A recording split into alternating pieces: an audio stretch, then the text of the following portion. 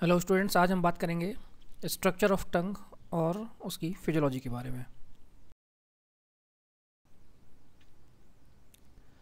Unit 5th में हमने आई, year, nose समझ लिया है। आज हम बात करेंगे टंग के बारे में। नेक्स्ट क्लास में हम समझेंगे स्किन के बारे में।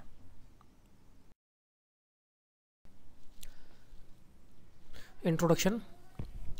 The tongue is the muscular organ situated in the floor of the mouth. Tongue muscular organ है जो कि माउथ के फ्लोर पर सिचुएटेड होती है। Tongue comprises skeletal muscle which is voluntary. अब मसल्स तीन टाइप की हैं, कार्डियक, स्मूथ और स्केलेटल मसल। तो जो टंग है ये स्केलेटल मसल से बनी हुई होती है। स्मूथ मसल इनवॉलेंट्री होती हैं और जो स्केलेटल मसल हैं ये वॉलेंट्री होती हैं, यानी कि हमारी इच्छा से चलती हैं या हम इनको अपनी इच्छा से यूज़ कर पाते हैं। It is associated with the functions of, क्या फंक्शन है वो देख लेते हैं। टेस्ट, स्पीच, च्यूइंग और डिग्लूटिशन।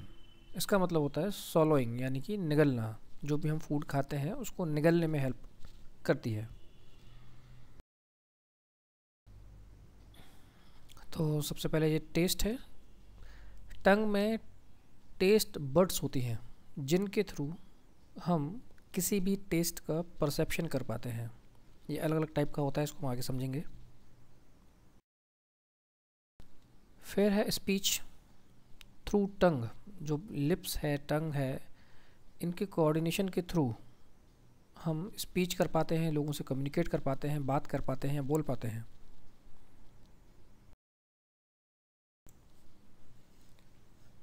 फिर है च्यूइंग।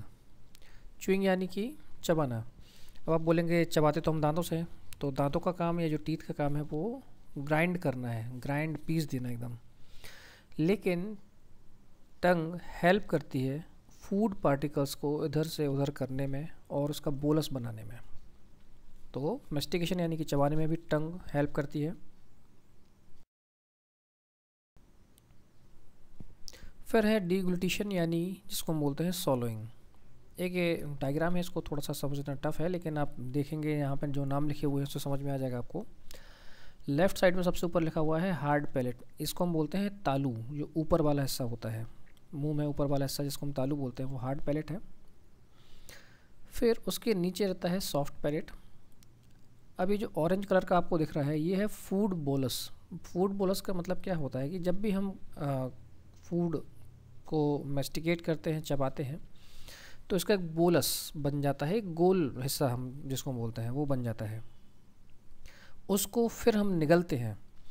तो जो फूड बोलस है इसको पीछे धकेलने में हेल्प करती है टंग, उसको पीछे ले जाने में हेल्प करती है टंग।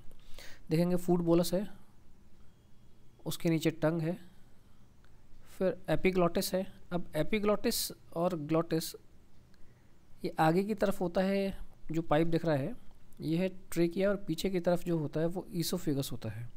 आप जैसे अगर अभी अपने बैठे हैं, मुझे देख रहे हैं, सुन रहे हैं, तो आप अपने गले में टच करिए, कुछ रिंग टाइप फील होगा आपको। जो पाइप फील हो रहा है ये ट्रेकिया है, ये विंड पाइप है जिसके थ्रू हम सांस लेते हैं। उसके पीछे ईसोफेगस होता है जिसको हम आहार नली के नाम से जानते हैं, और ये ईसोफेगस के थ्रू ही फूड पार्टिकल हमारे स्टमक में जाता है। अब इनकी ओपनिंग तो आप देखेंगे एपिग्लॉटिस और ग्लॉटिस के यहाँ पर सेम है।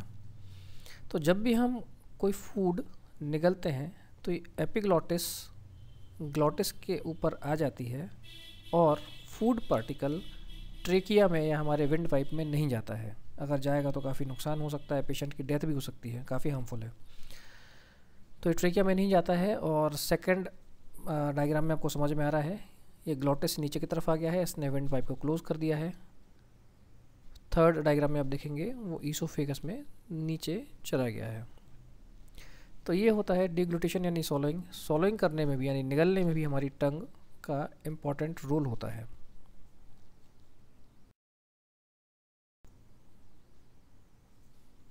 अब देखते हैं पार्ट्स ऑफ टंग। टंग के कितने पार्ट्स हैं। तो सबसे पहले क्या है, रूट।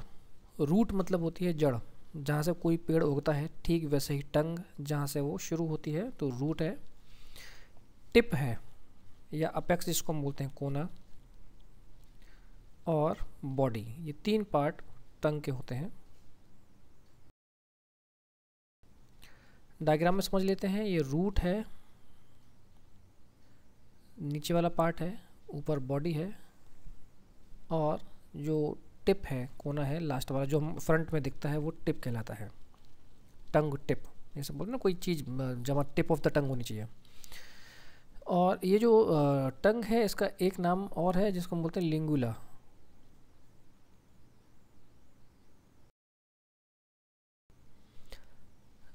अब बात करते हैं मसल्स ऑफ द टंग। टंग में कितनी मसल्स होती हैं उसके बारे में। अ middle fibrous septum divide the tongue into right and left half.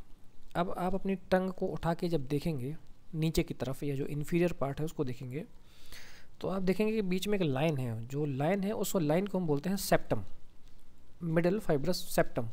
ये क्या करता है, टंग को लेफ़्ट और राइट में डिवाइड करता है। जैसा हमने नोज़ में देखा था सेप्टम था, तो लेफ़्ट और राइट नेज़ल कैविटी में डिवाइड कर रहा था। ठीक वैसे ही टंग में मिडल फाइब्रस सेप्टम है जो कि टंग को लेफ़्ट और राइट हाफ में डिवाइड करता है। Each half contain 4 intrinsic and 4 extrinsic muscle. और जो एक हाफ है या जो दोनों हाफ है उनमें 4 इंट्रिंसिक या 4 एक्सट्रिंसिक मसल होती हैं।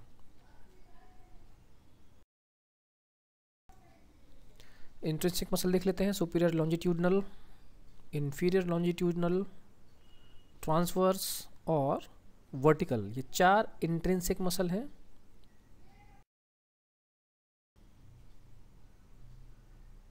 एक्सट्रिंसिक मसल जेनियोग्लॉसस, हायोग्लॉसस, स्टाइलोग्लॉसस और पैलेटोग्लॉसस। तो 4 ईच हाफ में, हर हाफ में 4 इंट्रिंसिक और 4 एक्सट्रिंसिक मसल्स होती हैं।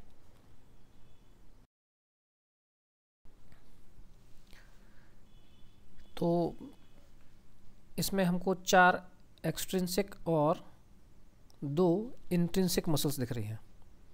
सुपीरियर लॉन्जिट्यूडनल और इंफीरियर लॉन्जिट्यूडनल ये इंट्रिंसिक मसल है, अंदर वाली मसल्स हैं। इसके अलावा पैलेटोग्लॉसस, स्टाइलोग्लॉसस, हायोग्लॉसस और जेनियोग्लॉसस, ये 4 एक्सट्रिंसिक मसल हैं। अभी देखिए जेनियोग्लॉसस जो है सबसे नीचे दिख रही है, ये टंग के लोअर पार्ट से अटैच होती है। इसका कुछ एक स्पेसिफिक फंक्शन भी है, वो हम आगे देखेंगे, ध्यान रखिएगा इसको। तो सुपीरियर लॉन्जिट्यूडनल फिर से देख लेते हैं। इन्फीरियर लॉन्जिट्यूडनल ये इंट्रिंसिक मसल है, अंदर वाली मसल्स हैं। फिर एक्सट्रिंसिक बाहरी मसल्स जो हैं उसमें है पैलेटोग्लॉसस, स्टाइलोग्लॉसस, हायोग्लॉसस और जेनियोग्लॉसस।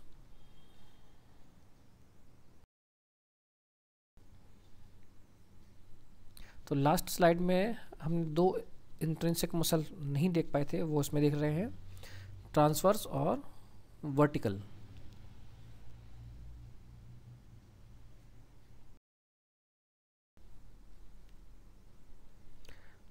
अब बात करेंगे नर्व सप्लाई की।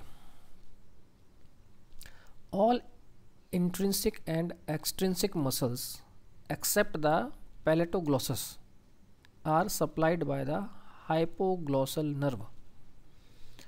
पैलेटोग्लॉसस जो मसल्स थी उसको छोड़ के जितनी भी मसल्स हैं, टोटल 8 है, जिनमें से पैलेटोग्लॉसस को हटा दें तो 7 बचती हैं। तो इनको सप्लाई करती है hypoglossal nerve. The palatoglossus is supplied by the cranial root of the accessory nerve. जो एसेसरी नर्व का क्रेनियल रूट है वो पैलेटोग्लॉसस मसल को सप्लाई करता है।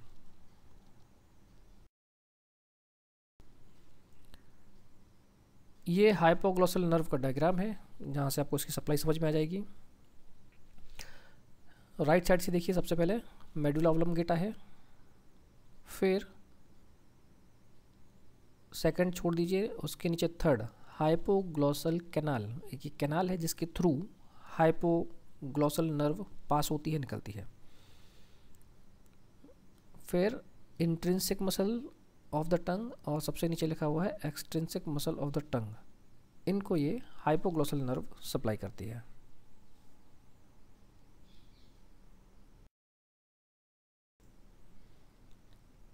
Taste buds, the sense organ for taste और gustatory sensation are the taste buds. Taste या gustatory sensation के लिए जो ऑर्गन है वो है टेस्ट बड्स। अब यहाँ पे आपको ध्यान रखना है, जो हमारे 5 सेंस ऑर्गन हैं जिनमें से आई और ईयर, इनका जो सेंस है वो तो उनके नाम से हमको समझ में आ जाता है, विज़न है और हियरिंग है। फिर स्किन, इसका काम क्या है, टैक्टाइल सेंसेशन, टच वाला। टेस्ट, इसको हम बोलते हैं गस्टेटरी सेंसेशन। स्मेल का ऑल्फैक्टरी सेंसेशन, उसकी नर्व के नाम पे है, लेकिन ये इसकी नर्व के नाम पे नहीं है, इसलिए थोड़ा सा नाम अलग है, इसको याद रख लेना है आपको। गस्टेटरी सेंसेशन यानी कि टेस्ट सेंसेशन की बात हो रही है। फिर the number is more in children, जो टेस्ट बड्स हैं इनके जो नंबर्स हैं, क्वांटिटी है, बच्चों में ज़्यादा होती है। In old age many taste buds degenerate and sensitivity of taste become less. Age के साथ या ओल्ड एज में जो टेस्ट बड्स हैं ये डीजेनरेशन इनमें होना शुरू हो जाता है। डीजेनरेशन मतलब क्या होता है कि हम जिसको बोलते हैं हिंदी में बोलते हैं क्षय होना। धीरे धीरे धीरे समय के साथ उनकी एज पूरी हो जाती है तो वो डैमेज होना शुरू हो जाते हैं।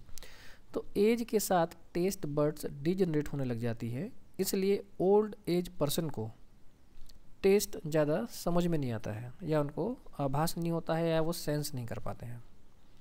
Sensitivity of taste become less, या जो टेस्ट सेंसिटिविटी है वो कम होती जाती है एज के साथ।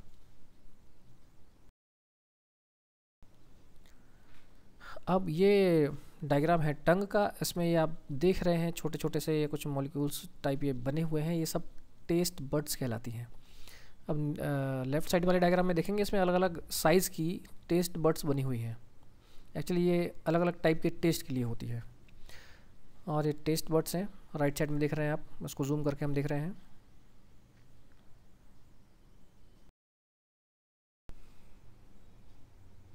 Primary taste sensation, the primary और fundamental taste sensation are divided into 4 types. 4 type के होते हैं। पहला है स्वीट। प्राइमरी टेस्ट सेंसेशन यानी कि हमको कितने प्रकार का टेस्ट होता है या आता है। प्राइमरी ये 4 प्रकार के होते हैं, बेसिकली हम बोलते हैं फंडामेंटली ये 4 प्रकार के टेस्ट हमको होते हैं। स्वीट, सॉल्टी, मीठा लगेगा, नमकीन लगेगा, सौर, खट्टा लगेगा, या कड़वा।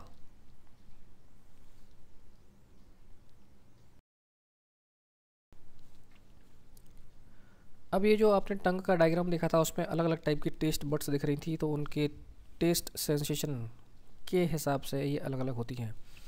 जो टिप ऑफ द टंग यानी कि सबसे आगे होती हैं, वहाँ पर हमारी स्वीट टेस्ट के लिए टेस्ट बड्स होती हैं, जहाँ हमको आभास कराती हैं या परसेप्शन कराती हैं स्वीटनेस का। उसके पीछे है सॉल्टी, फिर सौर और बिटर। इसलिए कोई भी कड़वी चीज़ खाते हैं तो आपको गले में ही लगता है, अंदर पीछे की तरफ कड़वा लग रहा है, गला कड़वा हो जाता है।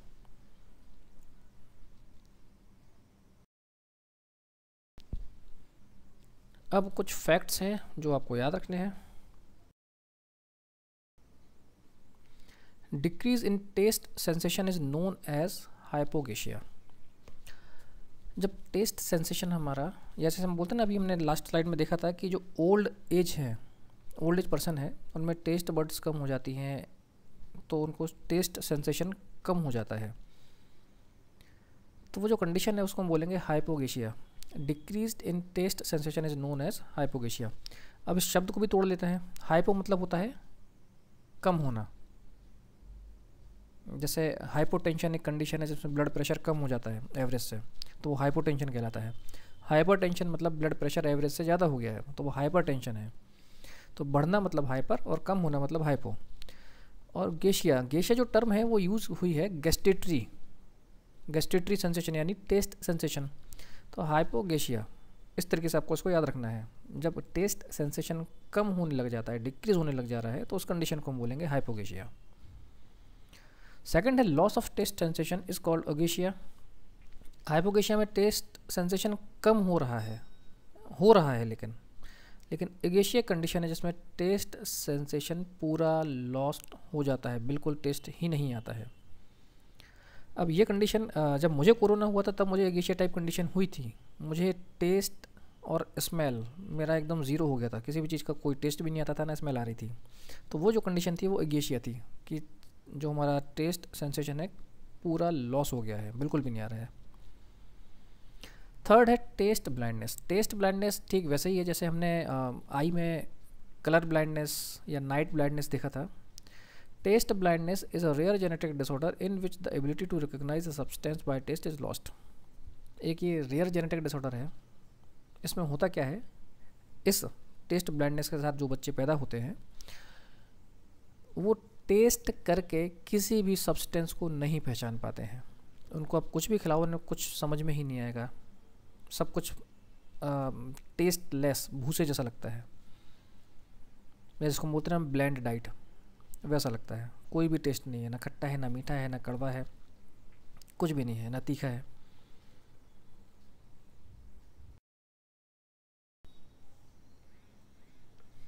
Carcinoma of the tongue is quite common. The affected side of the tongue is removed surgically. Carcinoma मतलब होता है कैंसर। तो कैंसर ऑफ द टंग, जो टंग का कैंसर है, ये काफ़ी कॉमन है। The affected side of the tongue is removed surgically. तो अफेक्टेड साइड है, जिस साइड भी टंग में कैंसर हुआ है उसको सर्जिकली रिमूव कर दिया जाता है। सर्जिकली रिमूव कर दिया जाता है मतलब ऑपरेशन के थ्रू अफेक्टेड टंग को, या जो कैंसरस पार्ट है टंग का, उसको काट कर अलग कर दिया जाता है। Sorbitrate is taken sublingually for immediate relief from angina pectoris. It is absorbed fast because of rich blood supply of the tongue and bypassing the portal circulation. Sorbitrate एक ड्रग होती है, is taken sublingually, जो कि लिंगुअली यानी नाम बताते हैं कि आपको लिंगुला मतलब भी टंग होता है, ठीक है। तो सबलिंगुअली उससे आप याद रखिए, लिंगुला यानी टंग के नीचे उसको प्लेस करके हम पेशेंट को देते हैं। For immediate relief from angina pectoris. Angina pectoris एक कंडीशन है जिसमें पेशेंट को चेस्ट पेन होता है। ये चेस्ट पेन जो है हार्ट डिसीज़ की वजह से होता है। जैसे अगर आप अभी चेस्ट लेवल पे आपको कुछ इंजरी हो जाती है तो दर्द हो रहा है आपको, तो उसको हम एंजाइना पेक्टोरिस नहीं बोलेंगे। लेकिन हार्ट से रिलेटेड कोई डिसीज़ है, उसका एक सिम्टम है एंजाइना पेक्टोरिस।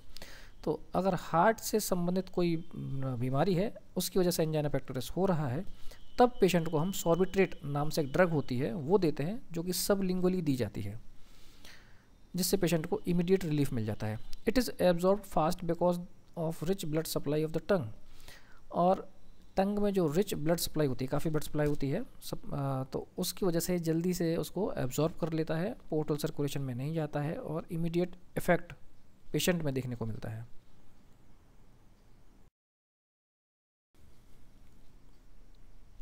ये कार्सिनोमा ऑफ द टंग है।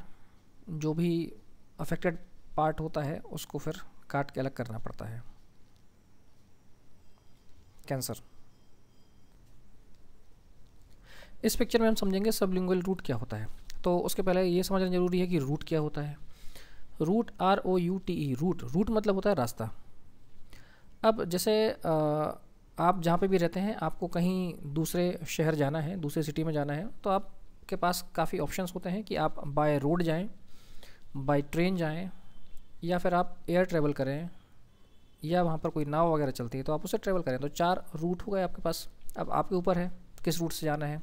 अलग अलग रूट के अलग अलग फ़ायदे हैं, अलग अलग नुकसान हैं। किसी रूट से आप जल्दी पहुँच जाएंगे, पैसा ज़्यादा लगेगा। किसी रूट से आप देर से पहुँचेंगे, पैसा कम लगेगा। कोई रूट कंफर्टेबल है, कोई अनकंफर्टेबल है। तो अलग अलग एडवांटेज और डिसएडवांटेजेस होते हैं। ठीक वैसे ही जब आप सेकेंड ईयर में फार्माकोलॉजी पढ़ेंगे तो वहाँ पर एक टॉपिक आएगा आपको, रूट ऑफ ड्रग एडमिनिस्ट्रेशन, यानी हम कितने रास्तों से या कितने रूट से ड्रग एडमिनिस्टर कर सकते हैं, पेशेंट को मेडिसिन दे सकते हैं। अलग अलग इसके रूट्स होते हैं, काफ़ी डिटेल में अभी मैं आपको नहीं बताऊंगा, पर जो अभी इस टॉपिक से रिलेटेड है वो बता देता हूँ। तो कुछ रूट है ओरल, जैसे कि आप मेडिसिन निगल लेते हैं, कैप्सूल आपने खा लिया, पानी से निगल लिया, ओरल रूट हो गया है। फिर बक्कल रूट, जैसे कि आपको कभी सर्दी खांसी होती है, गले में खिचखिच हो रही, तो आपकी जो भी विक्स या जो कैंडी होती हैं उसको आप मुंह में रखे रहते हैं और साइड में दबा के चूसते रहते हैं, बक्कल रूट हो गया। फिर हो गया एक सबलिंगुअल रूट, जो हमारे टॉपिक की बात है। सबलिंगुअल रूट में क्या होता है कि देखिए इसने जीभ उठाई हुई है और आपको इन्फीरियर पार्ट दिख रहा है, बीच में जो लाइन है वो सेप्टम है। यहाँ पे हम सॉर्बिटेट ड्रग रख देते हैं और वो बहुत जल्दी एब्जॉर्ब हो जाती है। सॉर्बिटेट ड्रग दी जाती है एंजाइना पेक्टोरिस में, जो चेस्ट पेन होता है। एंजाइना पेक्टोरिस कुछ अलग से चीज़ नहीं है। एंजाइना मतलब होता है पेन, और पेक्टोरिस मतलब क्या है, ये चेस्ट की मसल है वो पेक्टोरिस मेजर माइनर 2 मसल होती हैं, तो उसके नाम पे इसको एंजाइना पेक्टोरिस कहा जाता है। पेक्टोरिस मसल में एंजाइना यानी कि पेन होना, और हार्ट डिसीज़ की वजह से ये होता है, तो इसलिए अपन सबलिंगुअल रूट में सॉर्बिटेट ड्रग देते हैं तो जल्दी एब्जॉर्ब हो जाती है और जल्दी पेशेंट को रिलीफ मिल जाता है।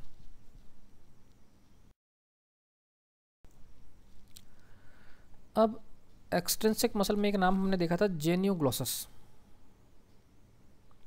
जेन्यूग्लोसस मसल मैंने आपको बोला था, थोड़ा ध्यान से देखिएगा, ये एकदम नीचे होती है टंग के इन्फीरियर पार्ट में। तो genioglossus is called the safety muscle of the टंग।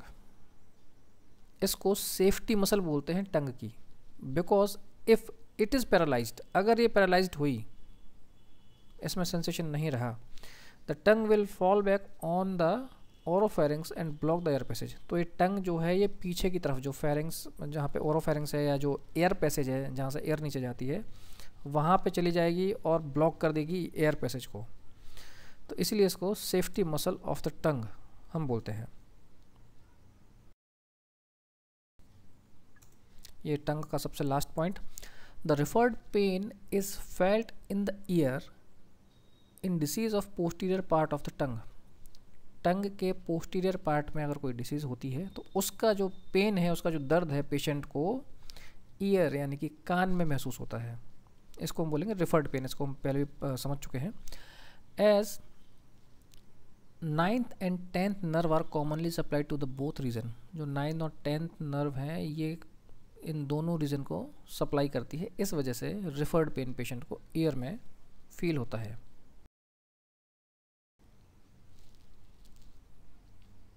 ये पोस्टीरियर पार्ट ऑफ द टंग में अगर पेन कोई डिसीज़ है तो, या उसका पेन जनरेट हो रहा है, प्रोड्यूस हो रहा है, तो पेशेंट को ईयर में फील होता है।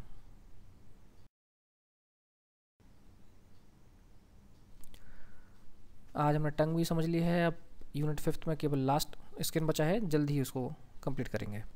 Thank you.